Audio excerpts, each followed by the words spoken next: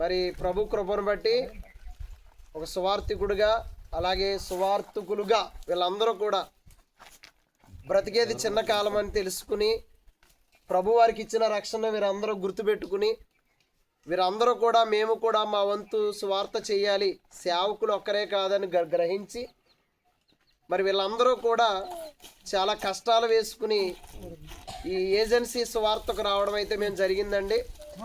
ఒక సేవకుడిగా నేను కనబడుతున్నా. మా మధ్య ఈ ప్రాంతంలో మాణిక్యాలు గారని వారు పరిచర్య చేస్తున్నారు. ఈయన ద్వారా మేము రెండవసారి రావడం జరిగింది. అయితే ఇందులో చాలామంది తమ్ముళ్ళు సహకారం ఉంది. ఇంకా ఇలాంటి ప్రాంతాల్లో వీరు చాలా మారుమూల ప్రాంతాల్లో ఉన్నారు. రోడ్డు వ్యవస్థ అయితే బాగానే ఉంది.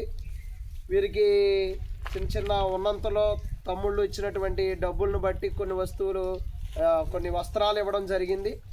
ఇంకా భవిష్యత్తులో ఇలాంటి కార్యక్రమాలు చేయాలి అంటే మీలాంటి వారు మమ్మల్ని ప్రోత్సహించాలని కూడా కోరుతూ, అలాగే ఈ టీం ఏదైతే రామచంద్రపురం నుంచి మరి ఈ టీం వచ్చి చాలా ప్రయాసతో ఈ పరిచర్య జరిగిస్తూ ఉంది.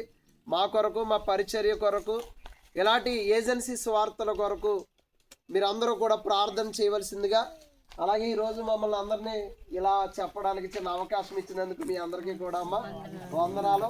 మీ కుటుంబాల కొరకు దైవజనులు ప్రార్థన చేశారు. మీరు ఎక్కడున్నా సరే చర్చికి వెళ్తారమ్మా, వెళ్తారు కదమ్మా, చర్చికి వెళ్ళండి, ప్రభుని తెలుసుకోండి.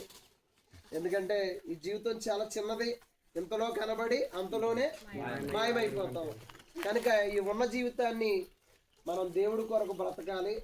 అలాగే మరణం తర్వాత ప్రభు ఉన్న లోకానికి మనం వెళ్ళాలి అంటే మన ఆత్మను ఏం చేసుకోవాలి? వర్షం వచ్చింది, ఇల్లు కట్టుకున్నాం, అలాగే ఏదైనా గొడిగేసుకుని వెళ్తాం.